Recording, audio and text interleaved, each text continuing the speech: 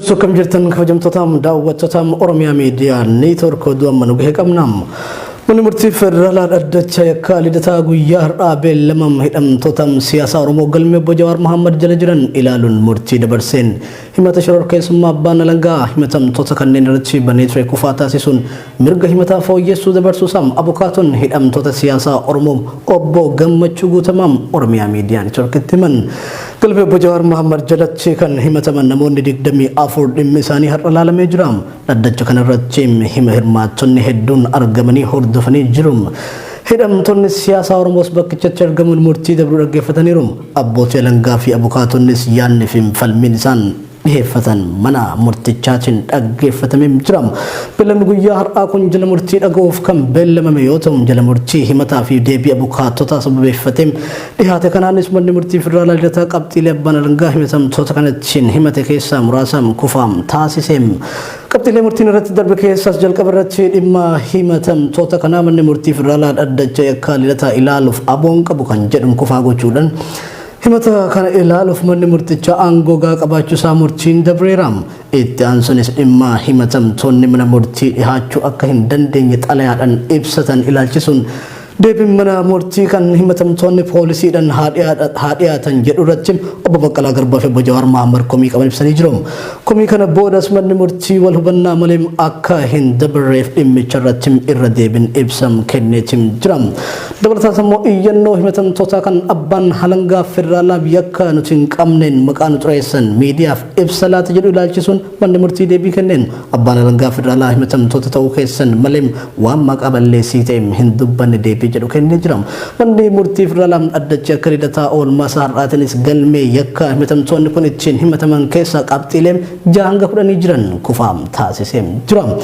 Innis yakka meeshaa waraanaa hayyama hin qabne qabaachuu jedhu kan obbo Jawaar Mohaammed ittiin himataman manni murtii federaalaa deebii abukaatonni barreeffamaan dhiyeeffatan irratti hundaa'uun labsii seera yakkaa caqasee himata kan kufaa taasiseetim jira. Himata sadaffaa ta'uudhaan kan abbaan alangaa himatamtoota kanarratti banee labsii shororkeessummaa galmee obbo Jawaar Mohaammed ittiin himatame manni murtichaa kufaa taasisuun mirga abbaan alangaa himaticha fooyyessuu ammoo dabarsee jira. Manni murtii federaalaa dhaddacha akka lidataa obbo Jawaar Mohaammed irratti yakka dhiyaate ulaagaa labsii shororkeessummaatiin himachiisum hin geenye kan jedhe yoo ta'u abbaan alangaa garuu sababaa fi ragaa yoo qabaate irratti deebiidhaan himaticha fooyyessuun ni danda'a jedheetim jira. Qabxiileen murtiin irratti darbe kan biroo keessaa himannoo tokkoffaa kan obbo Hamzaa Booranaattiin himataman ture. Himannaan kunis miidiyaa irratti yakkaaf uummata kakaasuu kan jedhu ture. Manni murtii federaalaa dhaddacha irra oolen himata kana keessatti obbo Hamzaa Booranaa miidiyaa kamirratti yakkaaf nama kakaase maal jedhee nama kakaase wanti ibsame waan hin jirreef himaticha kuffisuun mirga himannoo fooyyeffachuu abbaa alangaaf eegee jira. Qabxiin himannoo kufaa ta'e keessaa kan biraan ammoo deeggartoota 5 waliin ta'uun kan jedhu ture. Qabxiin kunis ilaalamuudhaan manni murtii qaama 5 jedhamu kan beekamtii shororkeessummaatiin nama himachiisu qabu waan sirriitti hin ibsamneef himaticha kufaa taasisuun mirga himataa fooyyessuu abbaa alangaaf eegeetim jira. Qabxiilee erman kanneen irratti manni murtichaa erga murtii dabarseen booda beellamatti aanu irratti qabxiiwwan himataa fooyya'aniif hafan ilaaluuf guyyaa 7 erga laatee booda abbaan aangoo mormii dhiheeffateen wal falmiin gamaa gamanaa dhaggeeffatameera. Abbaan alangaa himata fooyyeffannoo waan qabnuuf akkasumas ammoo abbootiin alangaa himata kana banan biyya keessa waan hin jirreef beellamni ji'a tokko akka nuuf kennamu barbaanna jechuun gaafateem. Gareen abukaatoo fi himatamtoota keessaa ammoo obbo Dajanee Xaafaa fi Hamzaa Booranaa falmii kanatti hirmaachuudhaan turtii ji'a tokko akka madaalawaa hin taane ibsan. Obbo Dajanee Xaafaas fedhiin abbootii alangaa akka nuti mana hidhaa keessa turruudha. Kanaaf yeroo beellamaa dheeressu kan no himate mootummaadha malee abbaa alangaa tokko miti. Kanaaf himaticha fooyyeffachuuf yeroo manni murtii jedhe ga'aadha jechuun dubbateem. Manni murtii federaalaa dhaddacha akka lidataas falmii gamaa fi gamanaa dhaggeeffachuudhaan gaaffii abbaan alangaa beellama ji'a tokko jedhu kuffisuudhaan beellama guyyaa 10 booda Majjii 14 bara 2013 akka lakkoofsa Itoophiyaatti beellama haaraa qabatee jira. Yaanni abukaatoo obbo Gammachuu Guutamaa kunooti. Gammachuu Guutamaan jedhama. Abukaatota himannoo obbo Jawaar fa'a namoonni 20 itti himataman irratti abukaatoodha. Namoota 24 of keessaa qaba. Mana murtii olaanaa federaalaatti dhaddacha lidataatti kan laalamaa jiru. Har'a galmeen kun kan beellamamee ture jala murtii kennuuf ture jechuunis himannoo dhiyaate irratti gama himatamtootaatiin yookaan gama keenya gama abukaatoti mormii dhiyaate jira akkaataa seeratiin san irratti sabbaa langaa deebii kenne manni murtii san irratti ajaja kennuuf yookaan jala murtii kennuuf bulcha ture beellamni guyyaa kana ture. Egaa addachi jala murtii dubbisuun duratti addachi oggoo eegalu obbo Jawaar Mohammadii fi obbo Baqqalaa Garbaa addachaaf yaada ibsannuu qabna jedhanii mana murtii eeyyamsiisanii manni murtiitis eeyyamanii yaada isaanii kennanii jiranii. Yaadni kunis beellamoota lamaan asiin dura darban irratti sababa rakkoo nageenyatiin dhiyaachuu hin dandeenyu iyyannoo jedhu mana murtii kanatti dhiyeeffanne manni murtiitis iyyannoo keenya irratti ajaja kenneen asumatti dhiyaachuu qabdan kan jedhu ajaja kennee jira. Garuu sanii wal qabsiisee akka nuti mana murtiitti dhiyaachuudhaaf fedhii hin qabnetti yookaan didneetti yoo didan humnaan to'atamanii akka dhiyaatu dirqamanii akka dhiyaataman ajajni jedhamu baay'ee nu kabachiisee jira. Ajaja mana murtii ni kabajna. Nu dhiyaannas iyyannoo dhiyeeffanne iyyannoo kana kan dhiyeessines rakkoo nageenyaa biyya keessa jiruun keessaa yeroo beellamoonni dabran turanitti naannoo Tigraay wajjin rakkoo wal qabatee jiru lola jiru wajjin wal qabateeti. Nuti immoo karaa dheeraa deemna mana murtii kana gahuu fi kun immoo nageenya keenya irratti rakkoo uumaa. Hunda caalaa immoo nageenya dhuunfaa keenyatiin kan wal qabatee nuti iyyachuun keenya. Rakkoon yoo irratti uumame asiin dura Hacaaluun gaafa ajjeefamu biyya kana keessatti rakkoon uumamee biyya kanarra ga'ee ni beekama. Rakkoon akkasii ammas akka deebi'ee uummata yaadni keenya. Kanaafuu akka nama deddaa qabuutti ajajni akkasii kennamuun isaa baay'ee kan nu yaaddeesse ta'uu kan koomannee ta'uu ibsachuu barbaannaa akka jedhan daddachaaf ibsanii jiranii. Seerota yaada isaanii kana eega dhaga'anii booda nuti ajaja kana kan kennine akka tasaa yoo dhiyaachuun dhabame waliin adeemu kan jedhu malee nutillee ajaja mana murtii hin kabajanii yaada jedhu qabanneetii nuti. Kanaafuu akkasitti nuuf hubatamu. Yaada jedhuun bira dabranii jechaadha kana fakkaata kan eegalame daddachi.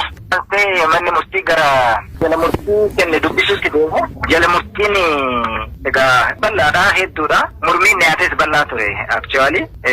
Inni dura manni murtii aangoo hin qabu kan jedhu irratti mormiin dhiyaates ni jira ture. Manni murtii garuu manni murtii olaanaa federaalaa kun dhimma kana ilaaluuf aangoo ni qaba. Yaada jedhuun jala murtii kennee bira dabree jira. Saansee kan jiru immoo himannoon galmee sanirra jiru. Himannoo 10 san keessaa himannoon 5ffaarraa hanga 10ffaa jiranii labsii tokko jalatti dhiyaatan. Kunis ayyama malee meeshaa waraanaa qabachuun wal qabata. Himannoo kanaan wal qabatee labsichi guyyaa hojiirra ooleellaa kaasee yeroo waggaa tokko keessatti namni meeshaa waraanaa harkaa qabu kamiyyuu kan hin galmeessisin jechaadha. Saniin dura galmeessisuu qaba.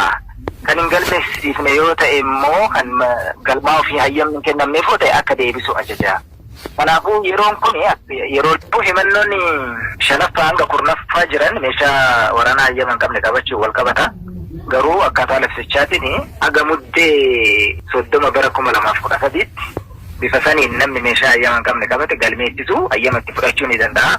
Yookiin immoo hayyamni kan hin kennamneef yoo ta'e deebisuu ni danda'a jedha labsichi. Dhimma kanaan garuu meeshaa waraanaa isin harkatti qabamee jedhamee kan ittiin himataman bara 2012 bara dabre jechuudha. Ji'a waxabajjii keessaa. Kanaafuu kun seerichi yakka godhuu hin eegalle yookaan immoo effektiiv hin taane. Kanaafuu himannoo bifa kanaan wal qabate manni murtii qofaa godhee jira. Garuu meeshaa waraanaa wal qabachuun wal qabate labsii seerri idileen yookaan seerri yakkaa waan tumu qaba. Yookaan immoo seerri biraa waan kana yakka godhuu danda'u yoo jiraate abbaan alangaa bifa saniin fooyyessee akka dhiyaatu ka jedhuun ajaja kennee jira jechaadha. Kanaafuu labsiisanii wal qabatee himannoowwan 6 jiran manni murtii oduun fudhatin bira dabree bifa kanaan fooyya'u jedhee ajaja kenna. Inni biraa himannoo Jawaar Mohammadiin wal qabatu himannoo 3ffaadha. Kunis labsii yakka shororkeessummaa ittisuu fi to'achuun wal qabatuun himannoo irratti dhiyaate kophaa isaatti adda isaati irratti. Kanaan wal qabatee himannoo san keessatti himannichi ifaa miti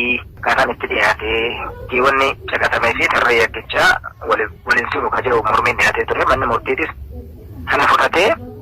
Kanaafuu himannoon dhiyaate kun haala ifa ta'een fooyya'ee akka dhiyaatu manni murtii ajaja kennee jira jechuudha. Kunis himannoo 3ffaa obbo Jawaar Mohammad yookaan himatamaa 1ffaa irratti dhiyaatee wal qabata. Inni biraa himannoo 1ffaa keessatti himatamaa 3ffaan Hamzaa Adaanaa yookaan Hamzaa Booranaa himatamee jira. Achi keessatti himannoon tokko dhiyaatu gochi namoonni tokkoon isaanii raawwatan adda bahee ibsamuu qaba. Kanaafuu Hamzaa Adaanaatiin wal qabatee garuu miidiyaa kamiin yakka san akka raawwatamu dubbate haasa'e ka jiru addan baane yookaan sooshaal miidiyaa kamii kana jedhameen ibsamne. Kunis himannoon kun ifaa miti. Kanaafuu haala ifateen qophaa'ee akka dhiyaatu kajoo manni murtii ajaja dabarsee jira. Kan biraa himannoo san keessatti jecha shanee jedhamatu taa'ee jira. Shanee jechuun garuu maali eenyummaan isaa hin beekamu. Jecha akkanaatiin himatamuun namni tokko himannoo itti waan ittiin himatame beekee adda baasee ofirraa ittisuu irratti rakkoo uumata jedhu mormii ta'e ni jira ture. Manni murtiittis kana fudhatee jecha shanee jedhu nama dhuunfati moo gareedha moo maali ka jedhu abbaan alangaa ifa godhee adda baasee himannoo isaa fooyyessee akka dhiyeessu ajaja kennee jira. Kanaafuu mormii himannoo irratti ka'ee ilaalchisee jalli murtiin kenname kana fakkaata. Iddaansee manni murtii kan ajaja itti kenne asiin dura abbaan alangaa waliigalaa federaala haala mirga keenya kan eerannuuf eegame akka nama qulqulluutti lakkaa'amuuf qabnu sarbuudhaan akka yakkamtootatti miidiyaadhaaf ibsa kennee jira. Kanaafuu kun immoo adeemsa mana murtii kan gufachiisu waan ta'eef akka nuuf gaafatamu kajoo iyyannoon dhiyaatee ture. Manni murtii garuu ibsi abbaan alangaa waliigalaa federaalaa kenne sun akka dhiyaatuuf seedinis dhiyaatee laallee fi akka laalletti ibsi kenname akka yakkamtoota taatanitti kan isin ibsuu miti yookiin immoo himatamuu keessan ibsa malee komiin dhiyaateen kan hin dubbatin waan ta'eef sanis waan hubanneef iyyannoo dhiyaateen fudhatee bira darbee jira. Kanatti aansuudhaan gara dhaansee kan ta'e maalinni beellama wal qabateeti. Beellamni durban tokko isin gaajame abbaa alangaa gaafatamnaan abbaan alangaan himannoon akka fooyya'u jaame hedduu bal'aadha. Abbootiin alangaa himannoo kana dhiyeessanis sababa hojiitiif asin jiranii gara biraa deemanii jiru. Kanaaf hojiin tokko naaf haa kennamu kan jedhu kaase. Sanirraa abukaatonni garuu tokkoffaa mormii dhiyaate keessa qabxii afur qofa irratti kan himannoon akka fooyya'u kan jaame kunis baay'ee salphaa fi ifa. Lammata immoo abbootiin alangaa nu biran jiran jechuun nuti namoota dhuunfaatii miti kan himate qaama mootummaati, qaama guddaa mootummaati. Kanaafuu qaamni guddaan mootummaa hojjettoota hedduu qaba. Dhimma kana hojjechuu danda'a. Beellamni gabaabbachuu qaba ka jedhutu ka'ee dabalataan abukaatootti dabalee obbo Hamzaadhaan fi obbo Dajanee Xaafaa dubbatanii jiru.